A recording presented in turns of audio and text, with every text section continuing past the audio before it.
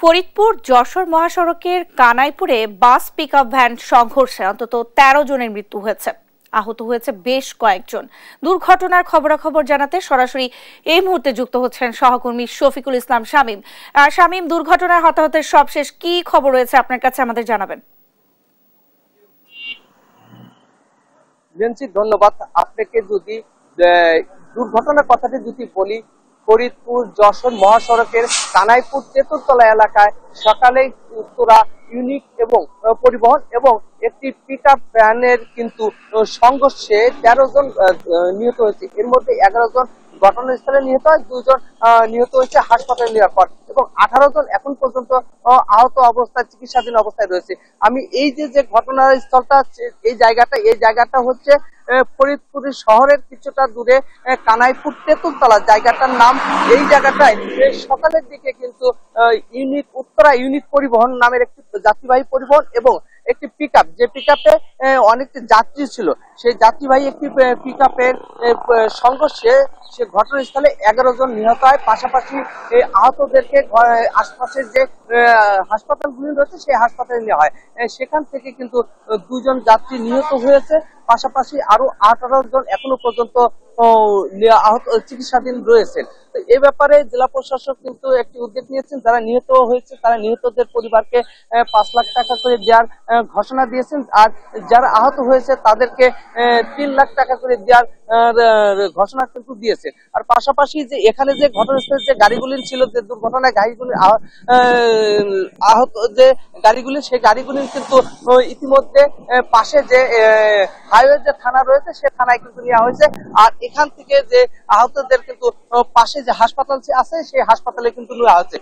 সব মিলে বলা যায় যে এই সাত সকালে ঈদের যারা ঘরমুখী যাত্রী ছিল, কর্মমুখী যাত্রী ছিল, তাদের যাত্রীবাহী যে পরিবহন ছিল সেই পরিবহনে কিন্তু সংঘর্ষে কিন্তু এই দুর্ঘটনাটি ঘটে। আর একটি কথা বলা যায় যে এবার ঈদের কথা যদি বলি, ঈদে যারা ঘরমুখী হয়েছে বা কর্মমুখী হচ্ছে, সুন্দর সুস্থ পরিবেশে কিন্তু তারা যাচ্ছিল। তবে এই যে অব্যবস্থার কারণে আমি যদি কথা বলি, আমি অনেকের সাথে কথা বলেছি, যা স্থানীয় যে সাধারণ মানুষ ছিল তাদের সাথে কথা বলেছি, যে অব্যবস্থাপনায় কিন্তু যে এই দুর্ঘটনাটা ঘটেছে। কারণ একটি পিকআপে কিন্তু যাত্রী বহন করার কোনো কথাই নাই, তারপরেও কিন্তু যাত্রী বহন করে অযোগ্য চালক দিয়ে কিন্তু মহাসড়কে যে যানবাহন চলাচলের কারণেই কিন্তু এই দুর্ঘটনাটি ঘটেছে বলে এলাকাবাসীর সাথে আমরা কথা বলছি। তারা কিন্তু এই বিষয়টি বলেছে।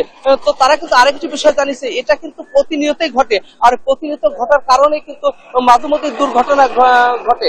এ ব্যাপারে আমি একজন মোটরসাইকেল চালক, আমি তার সাথে একটু কথা বলতে চাচ্ছি যে আপনারা তো এই আশপাশি এলাকায় যে দুর্ঘটনাটা তো মাঝে মধ্যে ঘটে, আর এই দুর্ঘটনার মূল কারণটা কি আপনারা মনে করেন? মূল কারণটা হচ্ছে এখানে আপনার একটা মহাসড়ক, এটা ঢাকা খুলনা সড়ক, এখানে প্রতিনিয়ত ওভারটেকিং এর যে ব্যাপারটা, আর এই যেটা মনে করেন যে অনিয়ম বহির্ভূত একটা পিকআপের যাত্রী সম্পূর্ণ নিষেধ। সেক্ষেত্রে এখানে একটা পিকআপে এতগুলো যাত্রী যাচ্ছে, আর এরা তো প্রফেশনালি কোনো ড্রাইভার না, পিকআপ তো যাত্রী পরিবহনের জন্য না, এরা কিভাবে দ্রুত ওভারটেক করে, সেই কারণেই মনে করেন ওভারটেক করতে গিয়ে এই দুর্ঘটনা সম্পূর্ণ অনাকাঙ্ক্ষিত একটা ঘটনা, এবং যা একদম মানে এটা আপনি শুনতে পাচ্ছেন। আমি এখানে আরো একজন এলাকাবাসী, তার সাথে একটু কথা বলতে চাচ্ছি যে এই যে দুর্ঘটনাটি ঘটলো, এই দুর্ঘটনাটা আসলে আপনারা কি মনে করেন? এই দুর্ঘটনা মূলত পিকআপের অনিয়ন্ত্রিত, পিকআপটা অনিয়ন্ত্রিত ভাবে চালানোর জন্য এই দুর্ঘটনাটা মূলত। এখন একটা পিকআপে এতগুলো যাত্রী নেওয়া, পিকআপে তো মানুষ নেওয়াই নিষেধ, সেখানে এতগুলো যাত্রী নিয়ে, আর যেখানে বাসে যাত্রী নাই, বাসে যদি গতি নিয়ন্ত্রণ না থাকতো তাহলে পিকআপের কিছুই থাকতো না। আমি আরেকজন এলাকাবাসীর সাথে একটু কথা বলতে চাচ্ছি। আচ্ছা ভাই, আপনারা তো এই এলাকায় বসবাস করেন, তো আপনি তো এই এলাকায় আসছেন, আসলে দুর্ঘটনার মূল কারণটা হতে পারে? কারণটা হতে পারে আসলে আমি তো জানি না, কিন্তু আমাদের একটা আত্মীয় মারা গেছে, আমরা সেখান থেকে আমরা বয়লমারি থেকে আসছি, আমাদের আত্মীয় আছে। এখন এসে আমরা তো পাচ্ছি না, এখন আমরা ২৫০ মিটার দিকে যাবো আর কি। কিন্তু মূল কারণ কিভাবে আপনি শুনতে পাচ্ছেন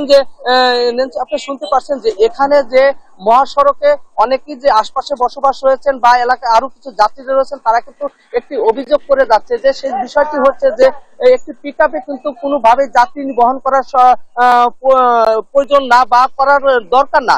যেখানে যাত্রীবাহী পরিবহনের যাত্রী কম, কিন্তু সেইখানে কিন্তু দেখা যাচ্ছে এটা পিকআপে অসংখ্য যাত্রী বোঝাই করে কিন্তু তারা আনা নেওয়া করছিল, এবং যে চালক ছিল সে চালকও কিন্তু অযোগ্য একজন চালক ছিল, যে কারণ সে মহাসড়কের কোনো নিয়ম কানুনও জানে না।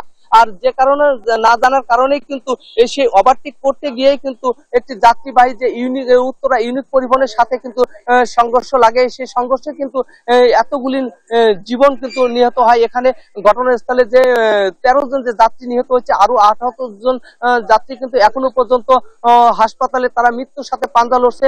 আমি এক আহত বা নিহত পরিবারের সাথেও কথা বলেছি, তারাও কিন্তু তাদের লাশ বা তাদের আপনজন এখন পর্যন্ত বেঁচে আছে কিনা সে ব্যাপারে তারা বিভিন্ন স্থানে যাওয়া আসা করছে বা অনেকের কাছে ঘুরছে।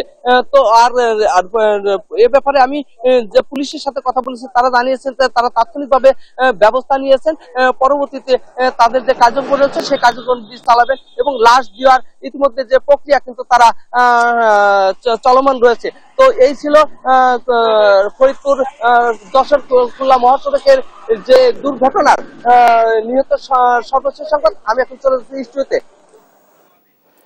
শামীম, আপনাকে ধন্যবাদ।